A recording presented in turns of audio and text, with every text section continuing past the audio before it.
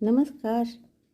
मैं मीनू मीना सिन्हा, रांची झारखंड से आज सुनो कहानी में जयशंकर प्रसाद की कहानी तानसेन का वाचन करती हूँ। यह छोटा सा सरोवर भी क्या ही सुंदर है। सुहावने आम और जामुन के वृक्ष चारों ओर से इसे घेरे हुए हैं। दूर से देखने में यहाँ केवल एक बड़ा सा वृक्षों का झुरमुट दिखाई देता है, पर इसका स्वच्छ जल अपने सौंदर्य को ऊंचे ढूहों में छिपाए हुए है।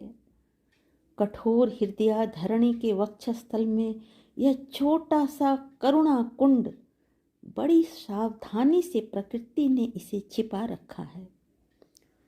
संध्या हो चली है। विहग कुल कोमल कलरव करते अपनी अपनी नीड़ की ओर लौटने लगे हैं। अंधकार अपना आगमन सूचित करता हुआ वृक्षों की ऊंची टहनियों के कोमल किसलयों को धुंधले रंग का बना रहा है, पर सूर्य की अंतिम किरणें अभी अपना स्थान नहीं छोड़ना चाहती हैं। वे हवा के झोंकों से हटाई जाने पर अंधकार के अधिकार का विरोध करती हुई सूर्यदेव की उंगलियों की तरह हिल रही हैं। संध्या हो गई। कोकिल बोल उठी।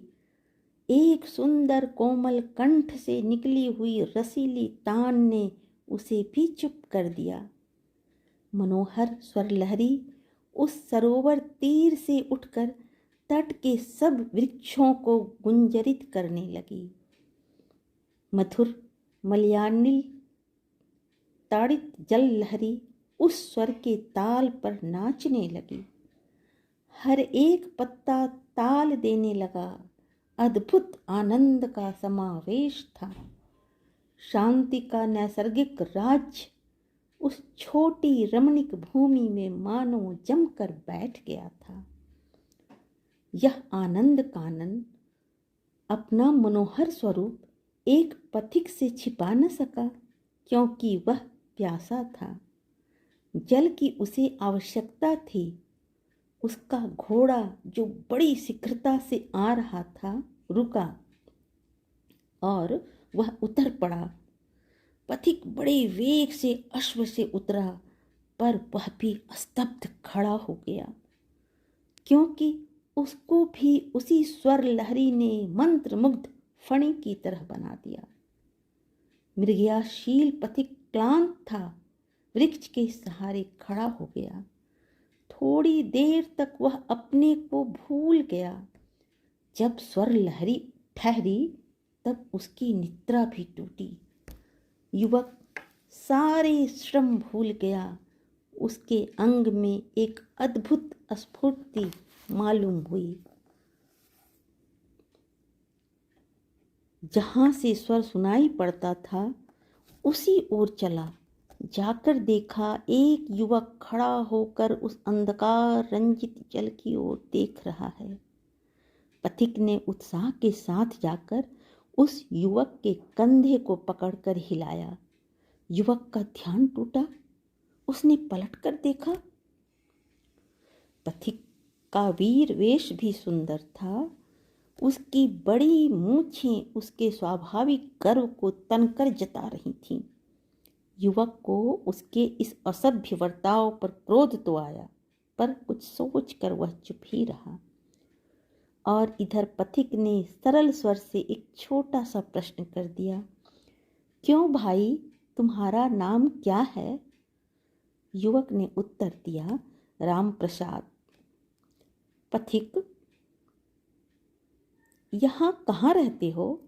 अगर बाहर के रहने वाले हो तो चलो हमारे घर पर आज ठहरो। युवक कुछ न बोला, किंतु उसने एक स्वीकार सूचक इंगित किया। पथिक और युवक दोनों अश्व के समीप आए। पथिक ने उसकी लगाम हाथ में ले ली। दोनों पैदल ही सड़क की ओर बढ़े। दोनों एक विशाल दुर्ग के फाटक पर पहुंचे और उसमें प्रवेश किया। द्वार के रक्षकों ने उठकर आदर के साथ उस पथिक का अभिवादन किया। एक ने बढ़कर घोड़ा थाम लिया। अब दोनों ने बड़े दालानों और अमराइयों को पार करके एक छोटे से पाई बाग में प्रवेश किया। रामप्रसाद चकित था।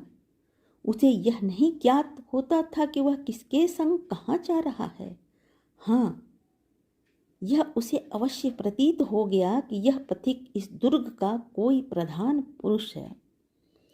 पाई बाग में बीचों बीच एक चबूतरा था जो संगमरमर का बना था।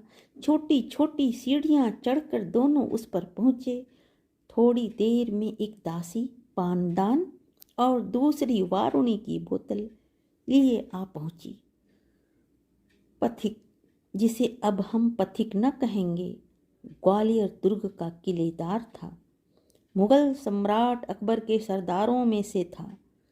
बिछे हुए पारसी कालीन पर मसनद के सहारे वह बैठ गया।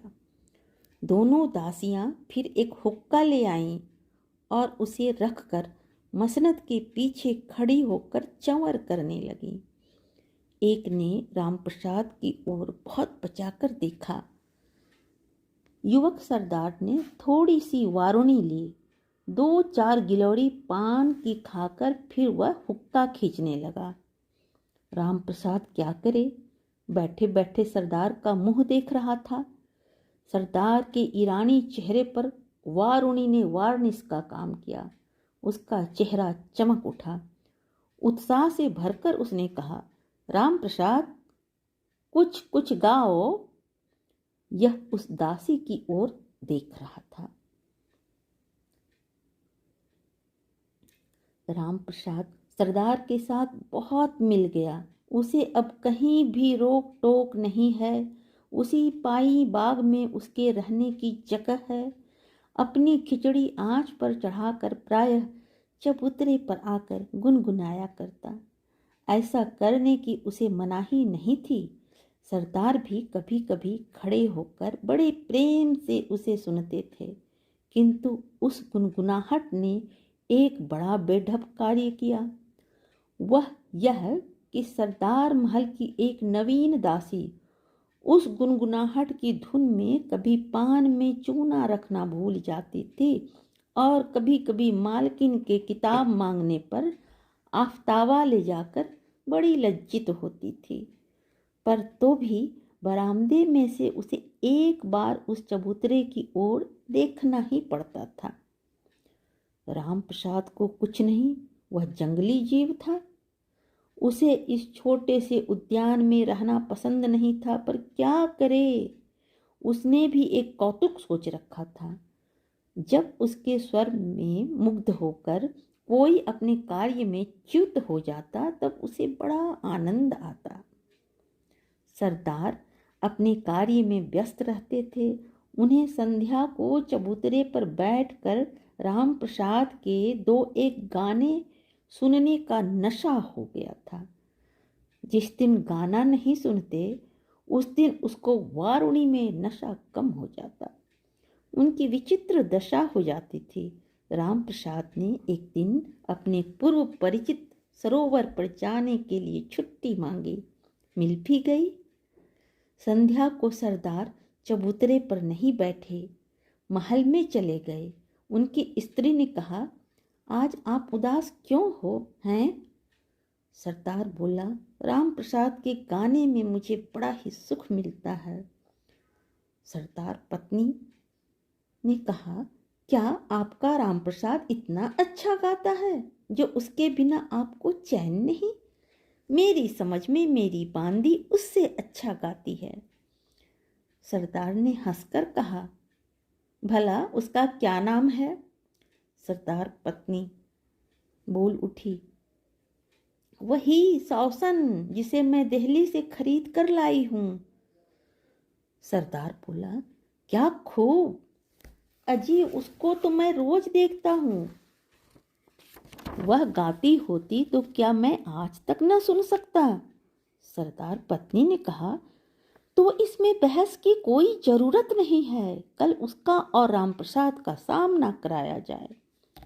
सरदार ने कहा, क्या हर्ज, आज उस छोटे से उद्यान में अच्छी सज धज है, साज लेकर दासियां बजा रही हैं। सौसन संकुचित होकर रामप्रसाद के सामने बैठी है। सरदार ने उसे गाने की आज्ञा दी। उसने गाना आरंभ किया। कहोरी कहोरी जो कहबे की होई, बिरह विथा अंतर की वेदन, सो जाने जही होई, कहोरी जो कहबे की होई। ऐसे कठिन भय पिय प्यारे, ऐसे कठिन भय पिय प्यारे, काहि सुनावो रोई। सूरदास सुखमुरी मनोहर, लय जुगियो मन कोई, कहोरी जो कहबे की होई। कमनीय कामनी कंठ की प्रत्येक तान में ऐसी सुंदरता थी कि सुनने वाले बजाने वाले सब चित्र लिखे से हो गए। रामप्रसाद की विचित्र दशा थी, क्योंकि सौसन के स्वाभाविक भाव जो उसकी देखकर होते थे उसे मुग्ध किए हुए थे। रामप्रसाद गायक था, किंतु रमणी सुलभ भ्रू भ्राव उसे नहीं आते थे। उसकी अंतरात्मा ने धीरे से कहा, सर्वस्व हार चुका। सरदार ने कहा, रामप्रसाद तुम भी गाओ। वह भी एक अनिवार्य आकर्षण से इच्छा न रहने पर भी गाने लगा। हमारो हृदय कलिसहु जितियो, हमारो हृदय कलिसहु जितियो, फटत न अज सखी अजहू उही, आशा बरस दिवस पर बितियो। हमारे हृदय कलिसहु जितियो, हमहु समझी परियोनी के, हमहु समझी परियोनी के, करियह आशा तनुरितियो। सूरदास दासी सुख सो बहु, सूरदास दासी सुख सो बहु, भयो भय मन चितियो, हमारो हृदय कलिसहु जितियो। सौसन के चेहरे पर गाने का भाव एक बार की अरुणिमा में प्रकट हो गया। रामप्रसाद ने ऐसे करुण स्वर में इस पद को गाया कि दोनों मुग्ध हो उठे। सरदार ने कहा, मेरी जीत हुई है। प्रसन्न होकर बोल उठा, रामप्रसाद जो इच्छा है मांग लो। यह सुनकर सरदार पत्नी के यहाँ से एक बांदी आई और सौसन से बोली, बेगम ने कहा है कि तुम्हें जो भी मांगना है हमसे मांग लो। रामप्रसाद ने थोड़ी देर कुछ न कहा। जब दूसरी बार सरदार ने मांगने को कहा तब उसका चेहरा कुछ अस्वाभाविक सा हो उठा। वह विक्षिप्त स्वर में बोल उठा, यदि आप अपनी बात पर दृढ़ हों तो सौसन को मुझे दे दीजिए।